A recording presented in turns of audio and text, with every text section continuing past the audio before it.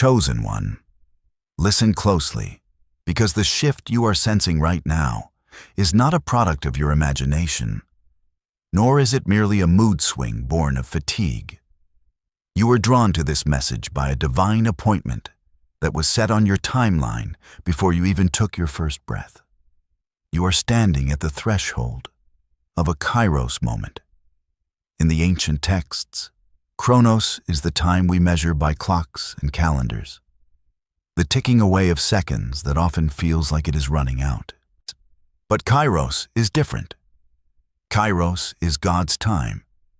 It is a vertical moment where heaven intersects with earth, where preparation meets opportunity, and where the natural rules of delay are suddenly overruled by the supernatural law of acceleration. You are here because your spirit has detected this shift before your mind could even explain it. But to fully step into this new season, you must first understand the true nature of the wilderness you have just walked through. For years, you may have looked at your isolation as a punishment.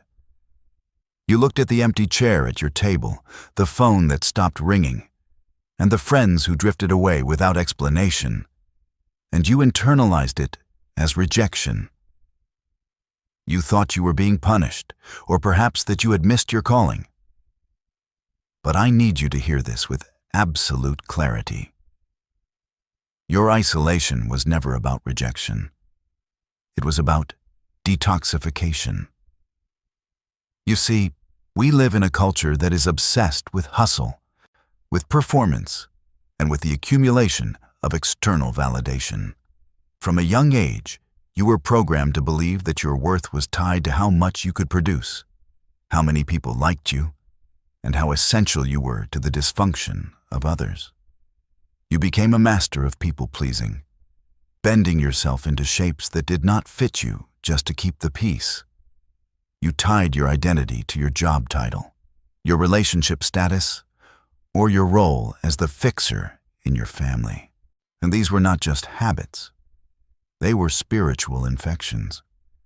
They were heavy, rusted chains that would have made it impossible for you to carry the weight of the glory that is coming next. So, God had to isolate you.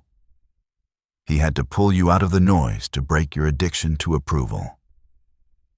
The silence wasn't empty. It was surgical. During those long nights and lonely weekends, heaven was deprogramming you. You were being stripped of the illusion that you need to earn your right to exist. You were being cleansed of the codependency that made you pour into cups that had holes in them. Think about who you were 5 years ago. That version of you would have taken the blessing coming your way and handed it over to people who would have exploited it. That version of you would have used your new platform or prosperity to buy love from people who were committed to misunderstanding you. The pain you felt when people left was not the pain of loss. It was the pain of withdrawal. You were detoxing from a world system that taught you to value everything except your own soul. And now, as you stand at the edge of this Kairos moment, look at your hands. They are empty, not because you have nothing, but because you have finally put down the heavy burdens of other people's expectations. You are no longer navigating by the need to be seen. You are navigating by the need to be aligned. The isolation is ending not because God tired of it, but because the work is done. The hard drive of your soul has been wiped clean of the viruses of insecurity and fear. You are now light enough to move, clear enough to hear, and finally truly ready to receive. But before we step fully into this new era, there is a wound we must address, one that is often glossed over in spiritual messages. We speak of the wilderness as a place of holiness, and it is, but we rarely admit that it is also a place of trauma. The waiting season does not just test your patience, it injures your hope. Scripture speaks of this with brutal honesty when it says that hope deferred makes the heart sick.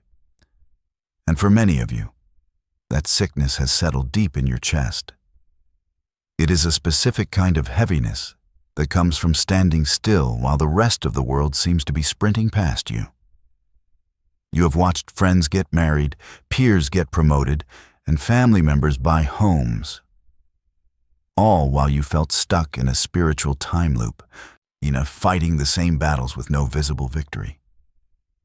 You have stood on the sidelines clapping for everyone else's breakthrough while your own hands were trembling with fatigue.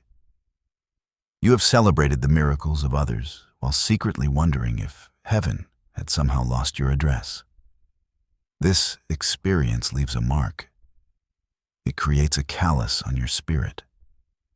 If you are not careful, that callus hardens into cynicism.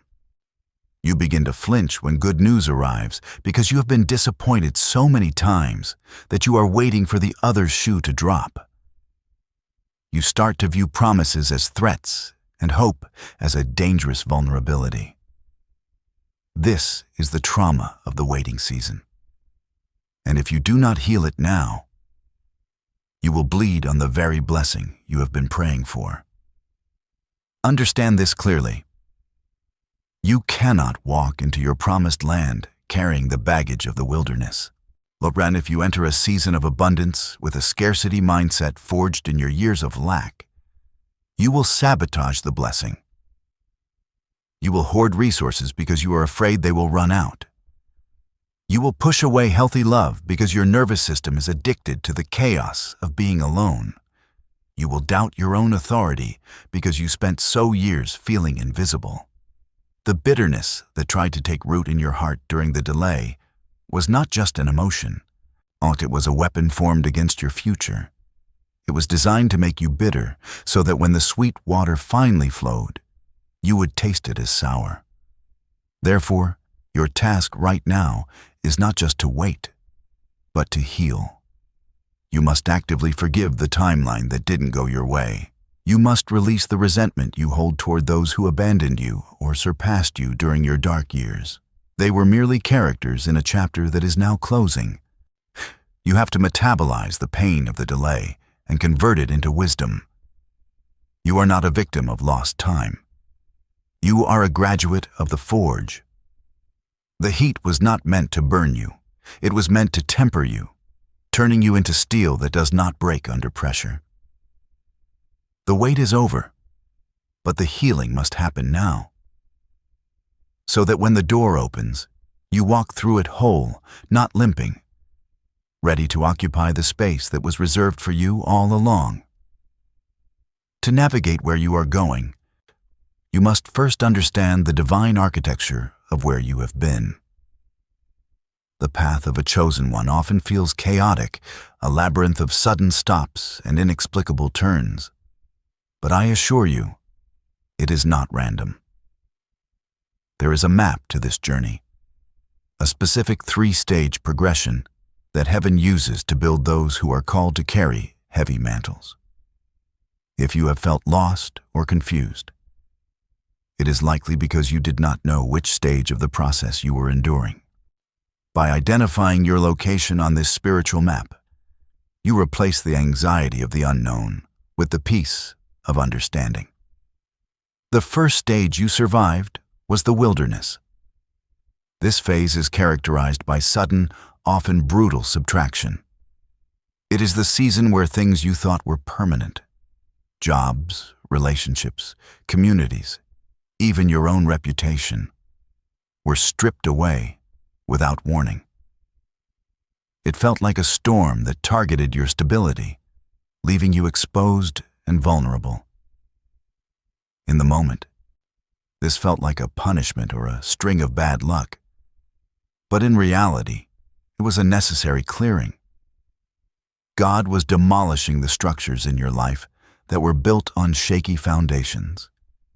He was removing the people and positions that were taking up space where your destiny needed to live. The wilderness is not about cruelty. It is about creating a vacancy for the new thing to enter.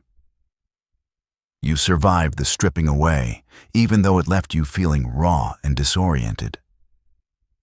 From the wilderness, You were moved into the second and most difficult stage, which is the forge. This is the season of silence, the long stretch of time where the external chaos settles into an internal heat. If the wilderness was about what happened around you, the forge is about what happens inside you. This is the season of deep, often lonely introspection. It is the boring, repetitive work of healing your inner child, facing your generational trauma, and learning to sit with yourself without the distraction of a constant validation. In the forge, you are not moving forward in the eyes of the world. You are being hammered into shape. You are gaining density and spiritual weight. This is where you learn to hear your own voice distinct from the noise of society. It feels like stagnation because you aren't seeing external results, but it is actually the most productive season of your life because it is building the character required to sustain the calling. And now, you are transitioning into the third stage, the release. This is the season where the doors that were locked suddenly unlock, not because you forced them, but because you now have the right key. In the release, opportunities return, but they look different than before. They are no longer tests of your desperation. They are confirmations of your alignment. The relationships that enter your life now are not draining projects. They are partnerships. You are entering this phase not as the same person who entered the wilderness, but as someone refined by the forge. You now have boundaries that protect your peace. You have discernment that spots counterfeit blessings. You are no longer chasing. You are attracting. Recognizing that you are stepping into the release allows you to stop fighting for survival and start posturing yourself for stewardship, on knowing that the war is over and the time to build has begun. Now, as this release begins to unfold, you must activate the gift of discernment because the enemy of your destiny does not fight fair. He will not arrive with horns and pitchforks. He will arrive with charm, charisma, and counterfeit blessings that look almost exactly like what you prayed for. You see, the counterfeit always arrives before the promise. It is the test that checks if you are still desperate, if you are still willing to compromise your peace for a cheap imitation of fulfillment. A life-changing connection is indeed approaching. But so are distractions designed to siphon your energy and delay your purpose. You must know the difference between divine alignment and toxic attraction, because one will launch you and the other will bury you. Understand this with absolute clarity. Your nervous system is a spiritual radar.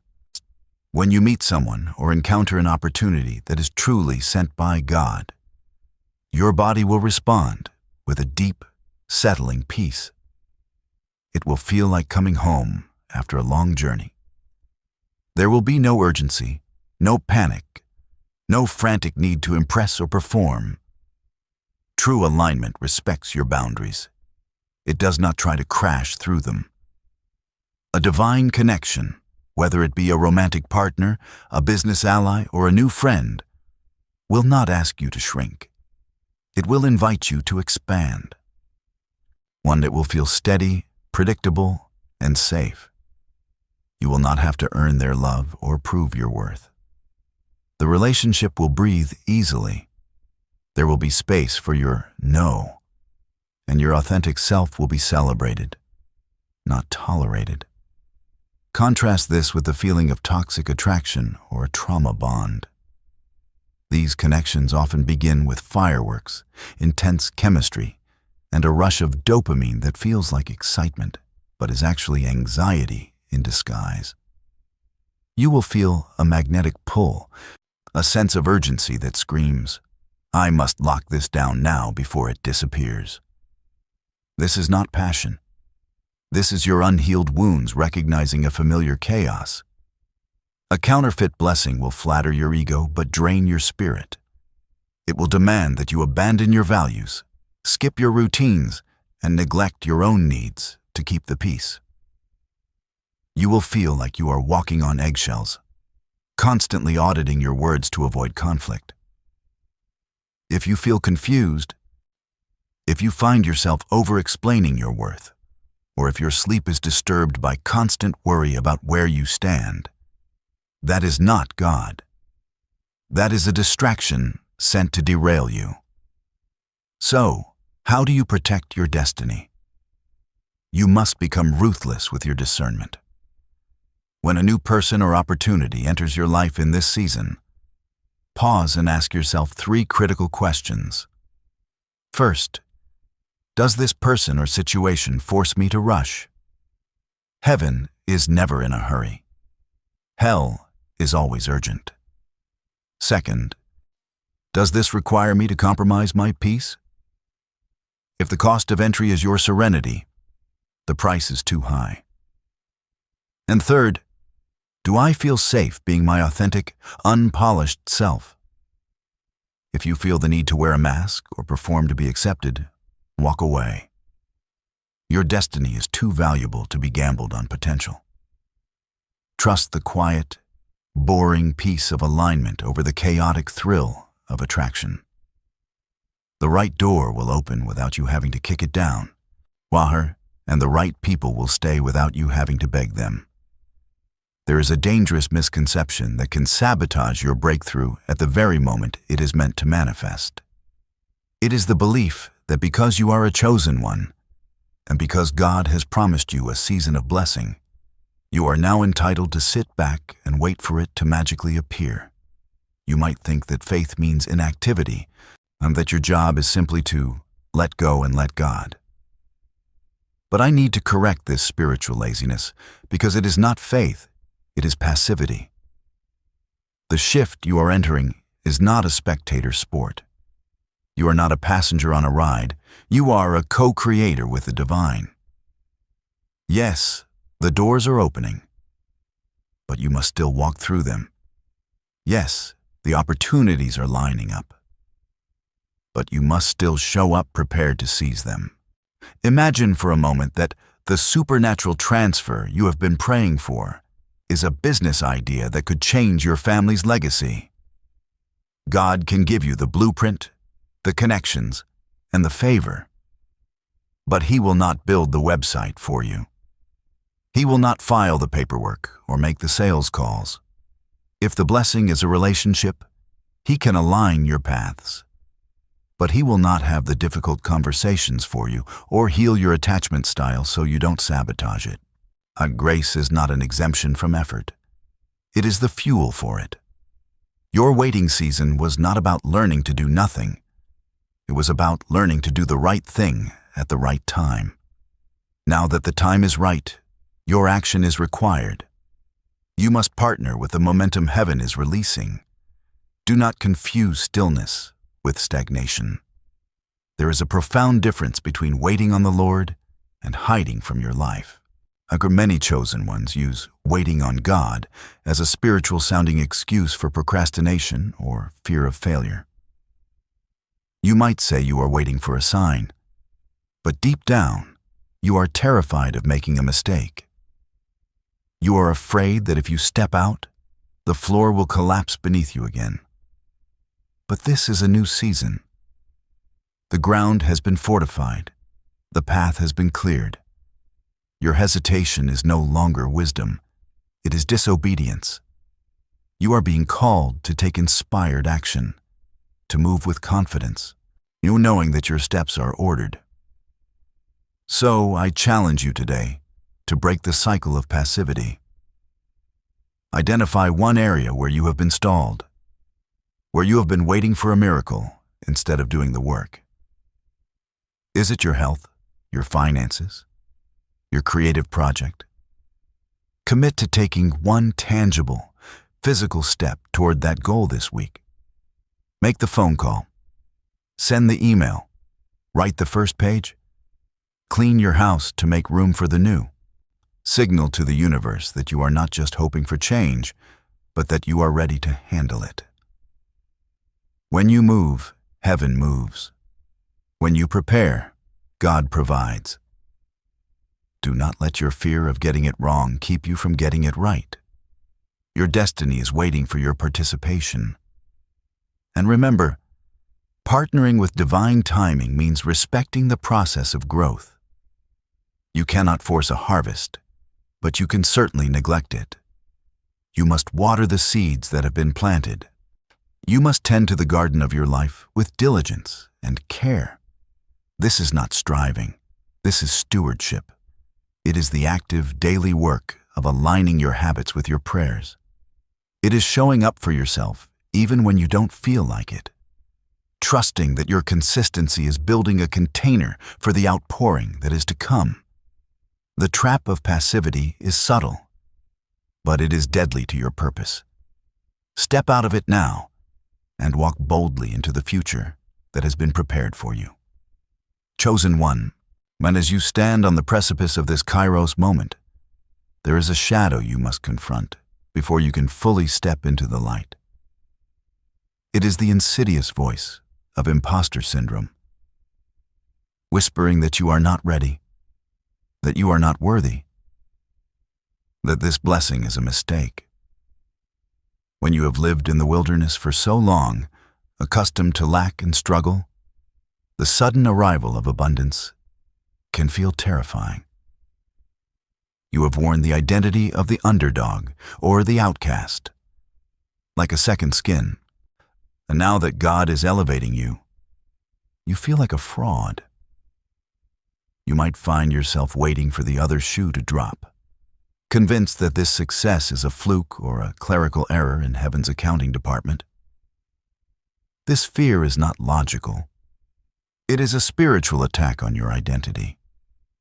It tries to convince you that your suffering was your qualification and that your healing is a betrayal of who you are. You might feel guilty for surpassing the limitations of your family, for breaking generational curses of poverty or dysfunction, or for leaving behind friends who are still stuck in their own cycles. The enemy will use this guilt to sabotage your breakthrough. He will whisper that you are becoming arrogant or forgetting where you came from. But do not listen. Your elevation is not about leaving people behind. It is about blazing a trail for others to follow. You are breaking chains, not just for yourself, but for your lineage. What you must understand that imposter syndrome thrives in secrecy and shame. It grows when you hide your light to make others comfortable. But hiding does not serve God. It insults the one who gave you the gift. You were not created to play small. You were created to shine, to occupy space, to lead with authority. When you shrink back, you are telling God that His investment in you was a mistake. You are rejecting the very purpose for which you were refined in the fire. So today, give yourself permission to outgrow your past. Acknowledge the fear, but do not let it drive the car. Speak truth to the lie that says you don't belong here. Declare, I am allowed to be blessed. I am allowed to be happy. I am allowed to succeed. Your sovereignty is not arrogance. It is alignment. When you walk in your calling with confidence, you give others permission to do the same. You become a beacon of hope for those still wandering in the wilderness. Do not apologize for the favor on your life. Do not downplay your achievements or deflect compliments. Accept them with grace and humility, knowing that every good thing comes from above. Your success is a testimony to God's faithfulness, not your own cleverness. So, stand tall in this new season. Wear the mantle of leadership that has been placed upon you. You are not an imposter. You are a chosen vessel, prepared for such a time as this.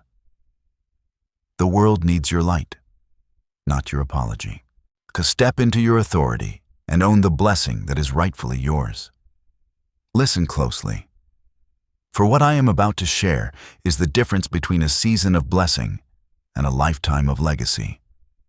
Many chosen ones fixate entirely on the arrival of the breakthrough. The sudden windfall, the career leap, the dream relationship, believing that once it arrives, the work is done. But heaven does not release supernatural transfer to those who merely want it. It releases it to those who can sustain it. The wilderness was not just about testing your faith. It was about building your infrastructure. You cannot pour new wine into old wineskins, or the skins will burst and the wine will be lost. To keep what is coming, you must understand the practical, unglamorous law of stewardship. When we speak of stewardship, we must move beyond vague spiritual metaphors and look at your actual, daily life. If the transfer you are praying for is financial, stewardship is not just tithing. It is financial literacy. It is learning to budget, to invest, to say no to impulse purchases that soothe your emotions but drain your future. It is understanding that wealth is a tool for kingdom impact, not just personal comfort. If the transfer is a platform or influence, stewardship means guarding your mental health with the ferocity of a lion. It means setting boundaries with your time, not reading every comment, and maintaining your integrity when the spotlight is hot and the temptation to compromise is high. It means staying humble when people start to applaud, remembering that the applause is for the gift, not the vessel.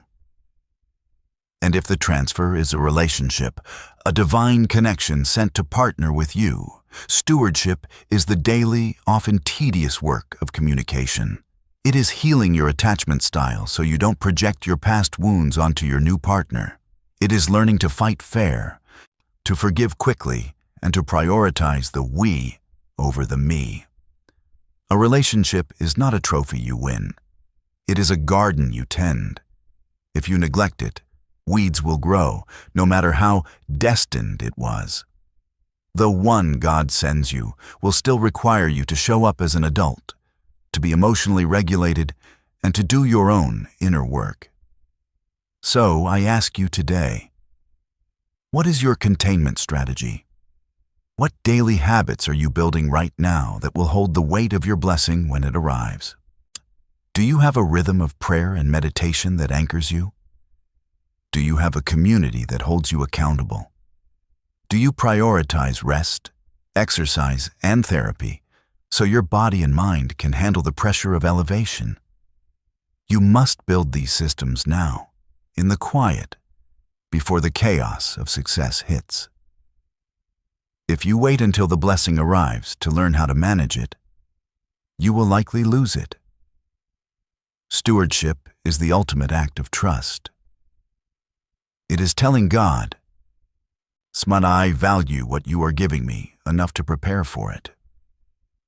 It is the proof that you are ready to graduate from survival mode to legacy mode. The blessing is not the end of the journey. It is the beginning of a new level of responsibility. So, commit today to being a faithful steward. Sharpen your skills, deepen your roots, fortify your character. When you prove you can handle the little, God will entrust you with much. Your blessing is coming, chosen one. Make sure your hands are strong enough to hold it. Chosen one, as we bring this message to a close, I want you to lift your head and feel the shift in the atmosphere around you. You did not survive the wilderness by accident, and the wars you fought in the shadows were not random acts of cruelty. The enemy did not send storm after storm against your life because you were weak or forgotten. He sent them because he was terrified of who you would become once you realized your power. If you were insignificant, you would have been ignored. The intensity of your battle is the greatest evidence of the magnitude of your assignment. You have carried a heavy cross because you are destined to wear a heavy crown, and the time for bowing your head in defeat is over. You are stepping out of the season of preparation and into the season of execution. The silence that once felt like abandonment has done its work. It has forged a spirit in you that cannot be easily shaken. You are no longer looking for external validation to tell you who you are because you have heard it directly from the source. You are battle-tested, refined by fire, and cleared of the debris that once held you back. The doors that are opening now are not opening for the version of you that was broken. They are opening for the version of you that is whole. You have the authority to walk into rooms and shift the atmosphere without saying a word. You have the wisdom to steward blessings that would crush someone who hadn't walked your path. But hear me clearly, because the old voices will try to return. There will be days when the enemy tries to whisper the old lies of unworthiness back into your ear. On those days, when the fog tries to roll back in, do not rely on your feelings. Rely on your knowing. You must be ferocious in guarding your new territory. Do not apologize for your boundaries. Do not shrink to make others comfortable. Walk with the quiet, unshakable confidence of someone who knows they are backed by the armies of heaven. You are authorized to succeed. You are authorized to be happy. You are authorized to break the generational curses that have held your bloodline captive for decades. This is not just a video you watched. This is a covenant moment. Do not let this truth evaporate the moment you click away. I want you to save this message. Bookmark it, and keep it close for the days when the old doubts try to resurface. Return to it when you need to remember who you are. And right now, as a prophetic act of agreement, I want you to seal this shift. Do not leave this space silent. Go to the comments below and declare your readiness to the physical and spiritual world. Type these words: I am healed, I am ready, and I step into my alignment. Let that be the marker that divides your past from your future. The wait is over. Chosen one. Your time is now. Walk in it.